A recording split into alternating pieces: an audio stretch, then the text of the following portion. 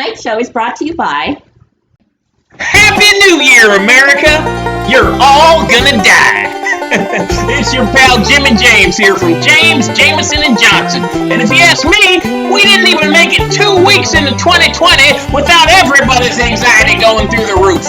Now you got social media posts and memes making your teenager think they're getting drafted to fight in World War III? That may be actionable. It's time we take Mark Zuckerberg to the cleaners, America.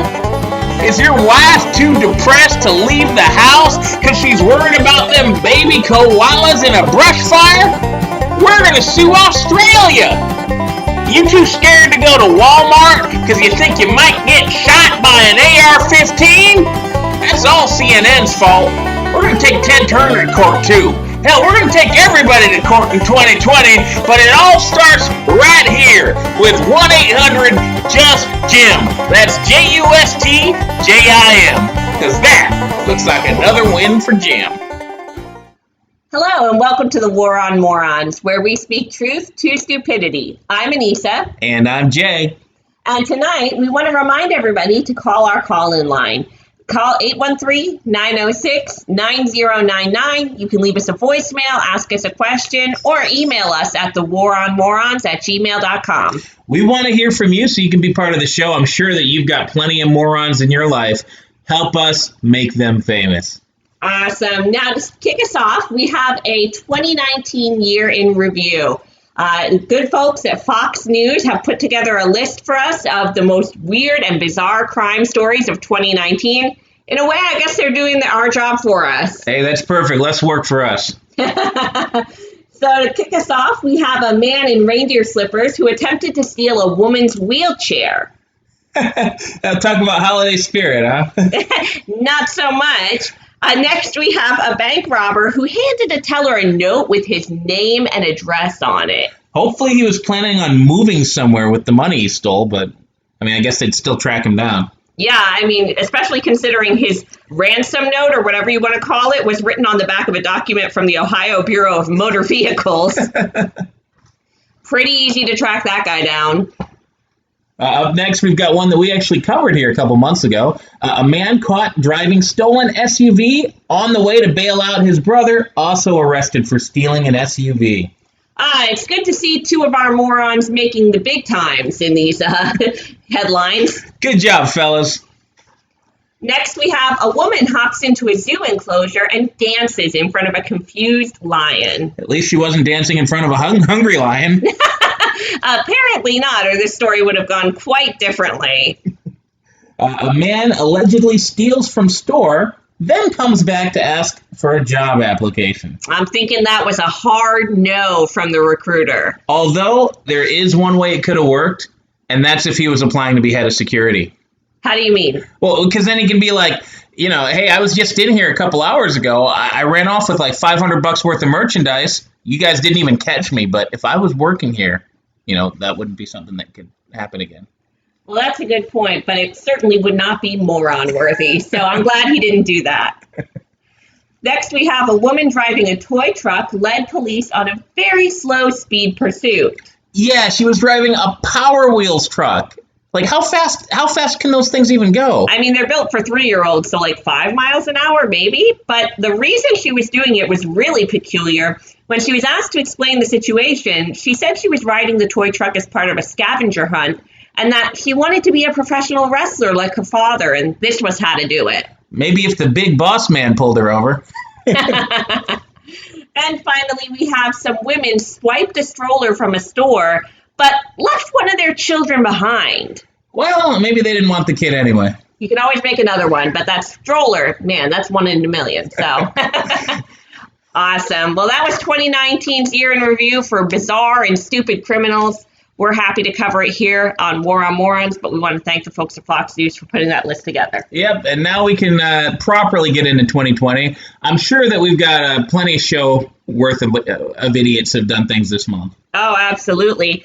And to kick us off, we have an Australia man who traveled to Sweden to remove the insides of his ears. he couldn't find anybody in Australia willing to do that? I mean, they're pretty crazy down there. Apparently, he had to go to Sweden. So instead of doing like those gauges in your earlobes, this man actually had like the interior of his ear cut out. So there's a hole in the middle of each of his ears.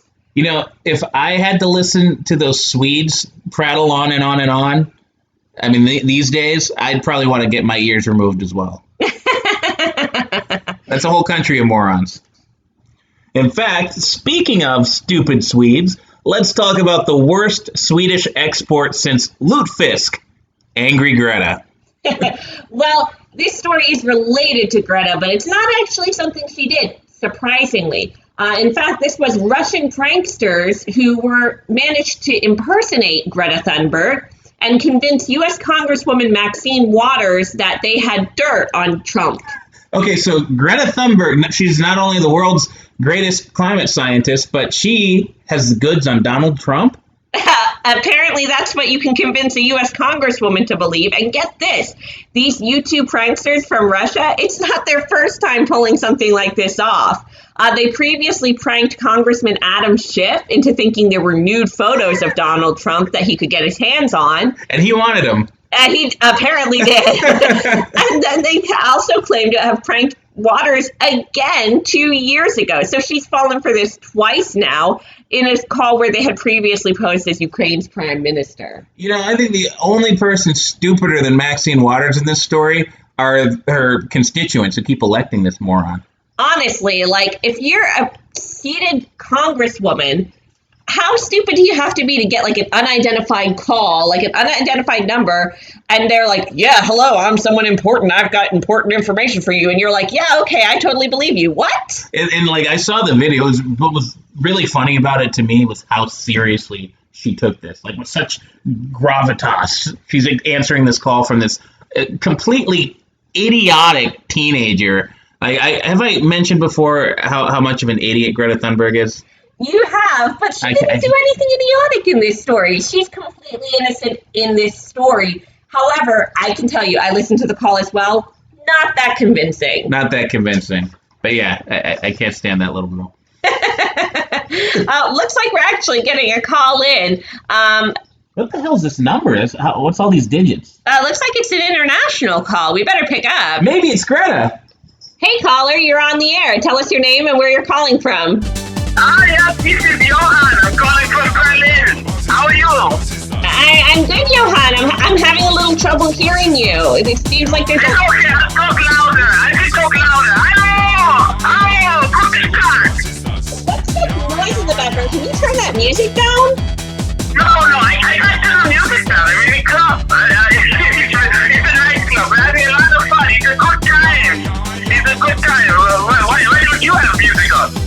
Well, because it's 11 o'clock in the morning. No, darling. It's very late. It's very late. You should be calling me.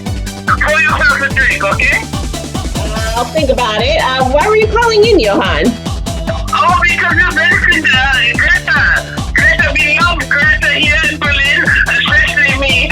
You talk about Greta. I call in. I just want to say how much I love her. She's wonderful. She's a wonderful little cutie pie. Do you have her there in the studio? No, we don't have her here in the studio, but I take it you're a big supporter of her push to, help support. Big fan, yes, the big fan, Greta. If you can hear this, Greta, you come back to Europe. We miss you. We miss you, girl. You're such a little cutie pie. I love you. Okay, good to know that she has her supporters, for sure. Oh, yeah, she's so wonderful, sexy, with those, handlebars, what you call them, the handlebars? Did you just call her sexy? What? Yes, she's so sexy, cute. She's like a little tiger, lion. I'll tell you. I'll tell you when you come back to Europe. You come to the nightclub, you little dancing. Wait, she's a little girl. Like, I'm starting to... Girl? Yes, she's a child. Like, I'm starting to be pretty concerned about... You're American, so, hi. No, we're all adults here. Wonderful. How dare you? No, but you're not all adults. She's literally a child. It's okay. It's how do you say? It's all gravy, baby. That's not what we say at all. What we say is that's statutory rape. No, rape is not such an ugly word. No, I don't want to rape Greta. I want to take the child and I want to make sweet, passionate. Oh, ugh, oh! What a freaking pervert! Oh my god! I mean, what the hell was that? Now we're getting calls from international pedophiles? We're gonna get put on a list. You know what? To be fair, international pedophiles run most of the world these days. He's probably a very important person. Ugh. Anyways, let's move on to a slightly less disturbing story. An ad seeking a nanny for an 18-year-old college student has recently been getting mocked on the internet because of its unbelievable nature. Yeah, I mean, some people would think it's odd that you'd need to hire a nanny for an 18-year-old. I'm just glad that the college student in this story is over 18, so Johan won't be calling back. Yeah, apparently an anonymous concerned parent is seeking someone to help cook and clean at their daughter's lovely apartment while the young woman, a first-year law undergraduate, focuses on her very intense academic pursuits. Oh, I mean, these days children don't grow into adulthood sometimes until they're in their 30s, so I'm not that surprised. Sometimes later if you watch Dr. Phil. Thankfully, I don't.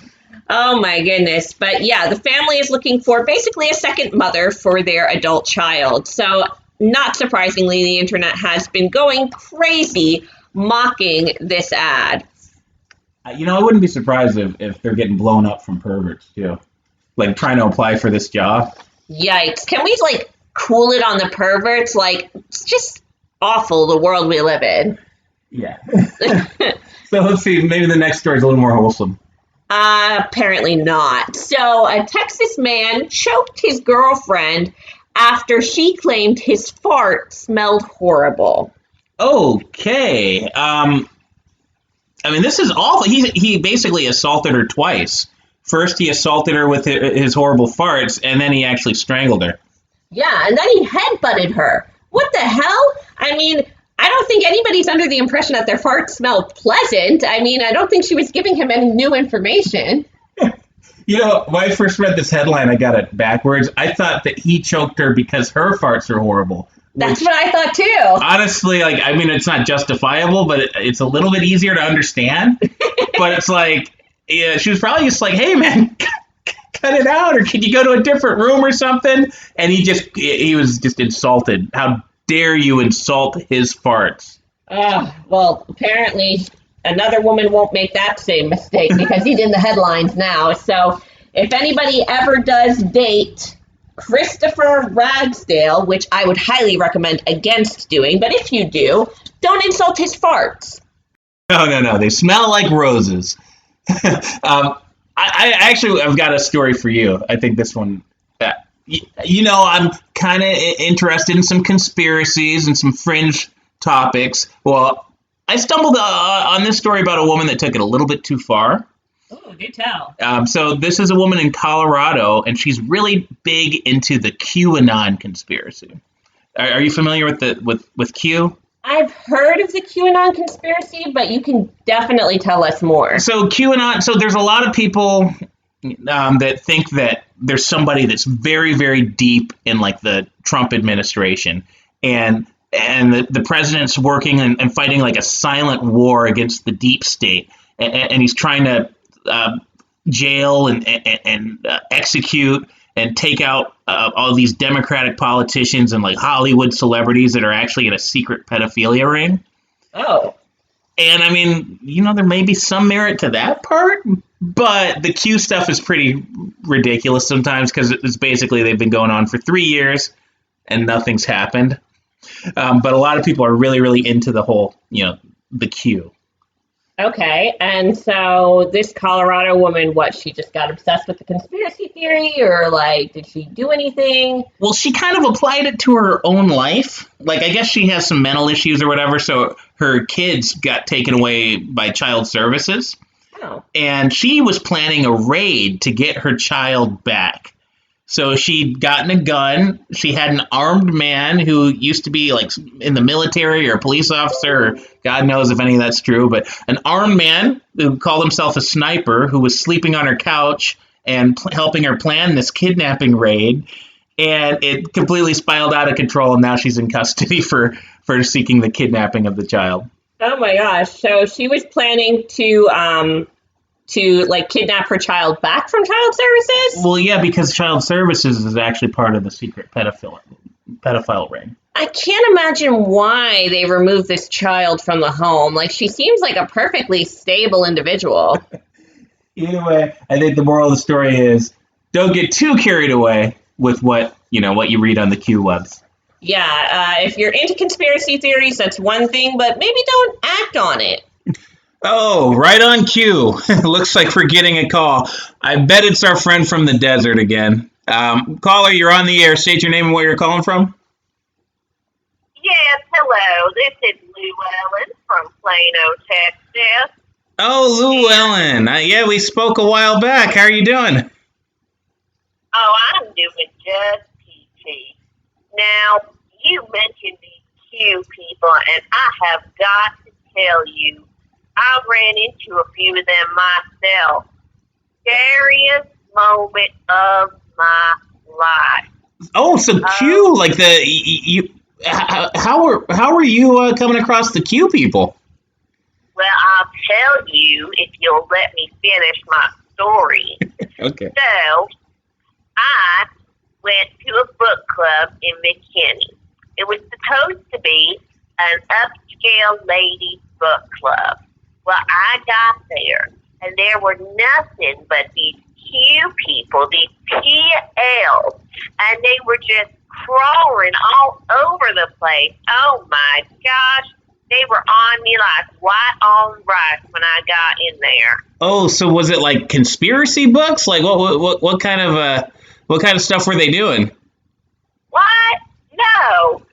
Q people, queers. Oh God, queers! I think we're talking about a different type of Q. Well, this type of Q was terrifying. These predatory lesbians. They came up to me and they were all like, "Oh, what's your name? Are you married? Do you have kids?" Oh my God! And you would think that I was on a dating app with the questions they were asking me. Is that why you're saying they're? Did you say PLs? Yes, PLs, predatory lesbian. You know the type.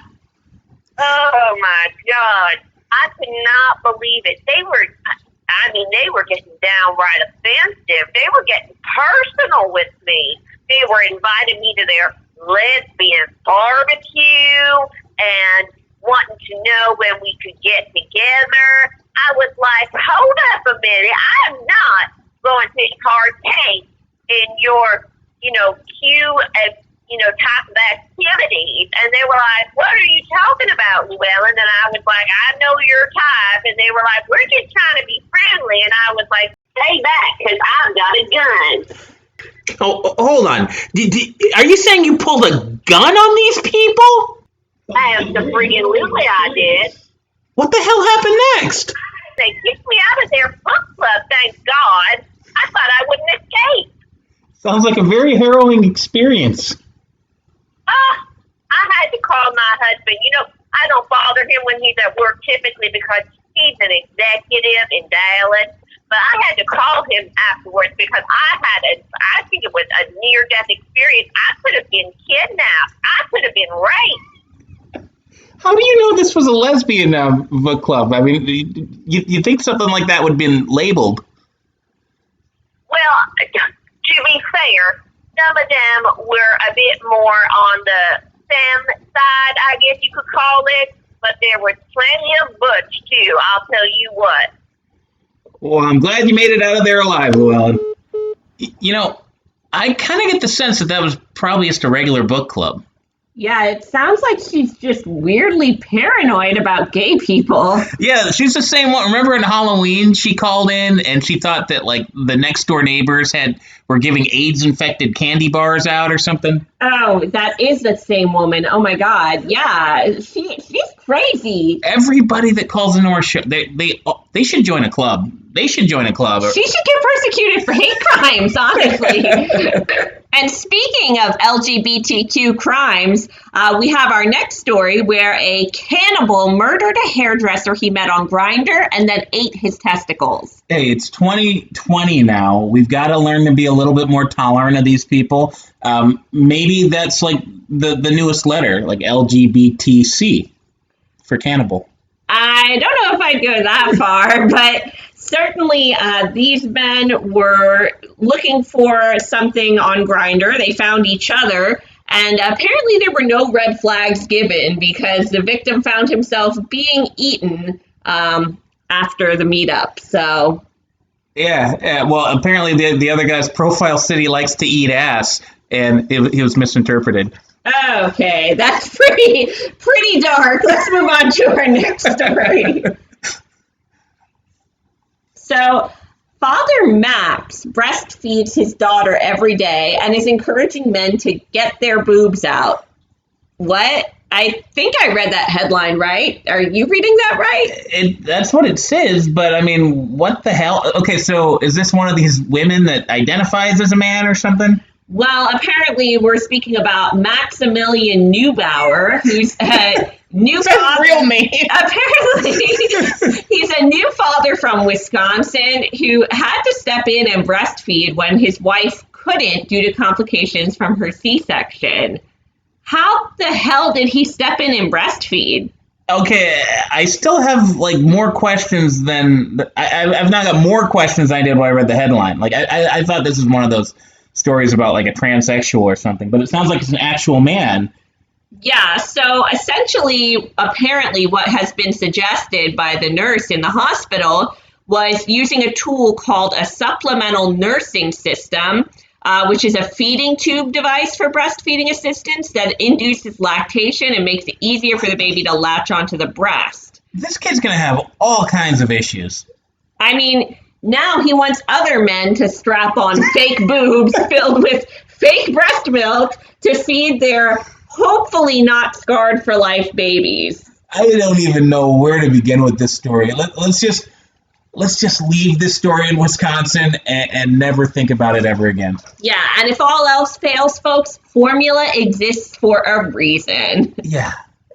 Wow. With that said, it's time for a quick commercial break. We've got a word from we've actually got a new sponsor. Uh-oh. No, it's a good thing. More money flowing in. Look, if you want to sponsor this show, I'm willing to take anybody's money. I don't know about anybody's. Anybody's. Hey, what's up? It's your good friend Chuck Chickery from the Chicopee Chickadees. You know me, 2 years running, third runner-up for the Western Massachusetts Mascot of the Year. And I've got a very important message to you today, because it's less than 30 days until pitchers and catchers report down in Florida.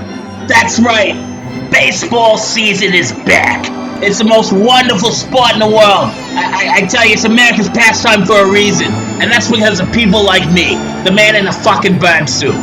I'm going to teach you to be just like me in the Chuck Chickery Mascot University. We're going to teach you how to make those fucking kids go apeshit. When they see you, they're going to be digging so deep in their wallets to pay for your autograph that it's going to be more money than I spend on the fucking hookers down at the airport. I'm even going to teach you fighting techniques. Like the next time I see that piece of shit Brewster from Worcester, I'm probably going to murder him with my Louisville Slugger. But anyway, we're almost out of time, so enroll now at ChuckChickery'sMascotUniversity.com. What was that? It's our good friend Chuck. You know, from that minor league ball club up in Massachusetts? You mean the psychopath who claimed he was going to beat up children with a bat? Only if they don't pay for his autograph. Yikes. And speaking of cringeworthy content, there is a Florida woman who is living with her 4 boyfriends. And now she's pregnant, claiming everyone is a dad. Well, hey, at least if there's a complication with the C-section, she's got plenty of guys there to lactate. Oh my God. Let's not give them any ideas. Not surprisingly, this family comes out of Florida and started up when she was just 18. Okay, yeah, it says that she met the first boyfriend at 18 while they were both in school, and then it just turned into a game of, like, Pokemon. Like, she had to collect them all. Apparently so. Not surprisingly, all of the participants in this strange relationship are under the age of 25. Yeah, she got a new boyfriend, like, every year or so. Like, she got one when she was 19, another guy at 22, and then just now, a guy named Christopher, 23, became the fourth boyfriend. Yikes. I cannot imagine how this custody battle is going to shake out. There won't be a custody battle. They're all one big happy family. Yikes. I don't think that's going to work out long term at all. And hopefully the child doesn't have to be exposed to too much of it, because that is a weird situation. Maybe they can have a TV show, My Four Dads. Oh boy, I have a feeling you're not wrong about that. Like, I get it, Florida. I get it in America. If you're a millennial, you probably don't have a very good job because you're probably pretty stupid. You're probably buried under a bunch of student loan debt. I know rent's expensive, but you don't need to get it into a 5-person relationship. Just get a roommate. And to be fully clear, it is scientifically impossible for a child to have 4 fathers, okay? There's one father, one mother. That's all that there can be. If you believe anything else, you're a moron. Well, I believe that Cartman's dad is the entire Denver Broncos. I love a good South Park reference. All right, moving on to our next story. A man ripped his roommate's scrotum open because of a bad day at work. What is it with these lunatics and people's testicles? Honestly. This has all happened since January 1st, people. Every story we've covered today is from this week. What is wrong with you, America? Honestly, 2020, the year of the scrotum. How bad could your job be if you've got to go home? Like, I get it if you want to go home and slam a couple beers. Like, there's a lot of things you can do to burn off some steam. But you have such a bad day that you got to go home and rip your roommate's ball sack off. Does it say where he worked? Surprisingly, they left that information out of the article, but I would really love to know. That would make an excellent Glassdoor review. Yes. Our final story of today's show comes out of Massachusetts, where a palm reader was arrested for allegedly scamming a client out of $71,000, all in an attempt to banish a demon from the client's daughter. 71 grand. It must have been one hell of a demon. Apparently so. I have to say, though, the fact of the matter is both the people in this story are morons. One, the victim obviously should not have paid that kind of money for these types of insane services. But two, the palm reader swung for the fences here. I mean, they swung a little too far. If you want to go for a big scam, don't go $71,000 big. Yeah, although, I mean, I would have done I would have tried to be clever with it. I'd be like, yeah, you got to pay me $666. Because it's the devil. The devil's inside of you, girl. Oh, my God. Well, apparently this palm reader did not stop there. Although, when I think exorcism, I don't think palm reader. Don't you think priest? They got plenty of priests up in Massachusetts. I don't know a whole lot about the occult, but I'm not thinking a palm reader's qualified for this job. But she convinced the client that the client needed to provide cash, purchase household items, including towels and bedding, all to banish a spirit from her daughter. I'm really curious to know what the daughter did that convinced this woman she was possessed by a demon. Maybe she ripped somebody's scrotum off. I'm actually kind of curious how they were able to prove that she didn't have a demon. Well, apparently the charges really had nothing to do with demonology.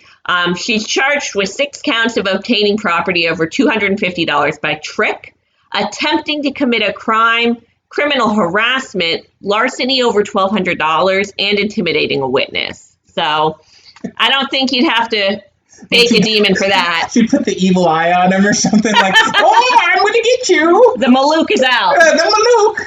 Oh, my God. What a day. What a freaking start we're off to with this year. I cannot believe how many people have gone insane. Oh.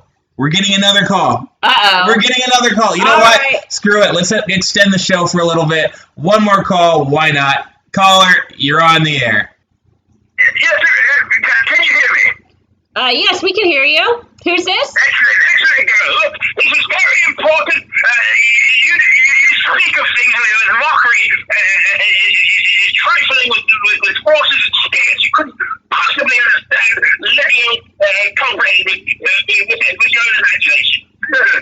What are you talking about? About like fraud, I'm speaking crimes? of demons, girl. Demons. Legions of demons. You're making a foolish joke with forces that can steal your very essence, with your very soul. Okay, so clearly you're talking about demonology. Who is this? Correct. You are all, in fact, correct. This is Professor Emeritus Octopus P. Canterbury, the Wadsworth University. Yes, I've been in this field of paranormal and psychological research for half a century now, and I've much experience with conjuring demons, ghosts, spirits, and even the devil himself. Yes, girl. Oh, okay. Very fascinating. So you... It's not a joke. You laugh, you make mockery, you laugh. This could rend you limb from limb. You could be in a pile of viscera, guts, eviscerated on the floor if you go on making light of this situation. Well, to be fair, Archibald, I mean, I do have to say that... Don't call me Archibald. You have not earned the right to speak my name. You shall call me Professor. Well, geez, you're calling into my show. I should be able to call you by your name. But have you ever held conference with instruments? What? I have, yes. I have spoken with the old, very Satan himself. Yes, last week. Well, good for you. As I was saying, just because you fully believe in demonology, and that's totally fine, you have to admit that some people can use that topic as a way to rip people off. I mean, not everybody's qualified to deal in these types of things. You have to understand the gravity of what you speak, girl. We're not talking about a scam. This is not a grifter. We're talking about a Nigerian prince. We're talking about one of the princes of hell. And it was possessing this poor woman's daughter. $71,000 is pennies. It's a pittance to cast a demon out of this magnitude. Yes. Really? So what would you charge for those services? You would not be able to afford it. But you may need my services if you speak to me with such insolence. In fact, perhaps it will not be as much of a joke. You see the black form of the demoness, the mushtu, floating above your infant child at 3 in the morning. Yes. I'm getting pretty sick of these people calling into the show acting like insane lunatics. I mean, I'm tired of your tone. If you wanted to call... I don't care, girl. I shall conjure up Belial, a demon of hell. In fact, I shall do it now. Belial, I reach out to you. It is your old friend, Archie. Please, you shall return from the depths of hell, yes. Yes, and you shall enter my study. Yes, you shall. And you shall fly. You shall fly with the armies of hell. Yes, you shall seek out a war on... Pardon me. What's the name of this program? It's the... No, don't tell him. Why should I give you the name of our program? You're obvious... It's just a bit of fun. You're clearly trying to cast a demon on us. No, girl. You have you watched between your bloody ears? I'm not conjuring a demon. I'm conjuring a devil himself. Yes. Look, I'm not one for the occult, but I know demon casting when I hear it. You didn't. Oh, but I will speak your name when I call you into existence. You shall fly forth from the depths of the pit. You shall seek out this woman. You shall rend her limb from them. Yes, all in fun. You shall drag her soul back. Yes, to hell you shall. Are you hearing this? This guy's a professor somewhere. What the hell? Oh, yes, it's Wadsworth University, yes. I'll be calling Wadsworth University, all right, Archie. Thanks for calling. Is he gone? Yeah, he's gone. Okay. What is it with people on the show trying to, like, cast us to hell and shit? If we could just get one normal caller, I would feel so much better about this. Well, it's going to have to be next week because I'm about moroned out. Me too. All right, everybody. Thanks for joining us. We'll see you here next Monday at 7. Have a good week.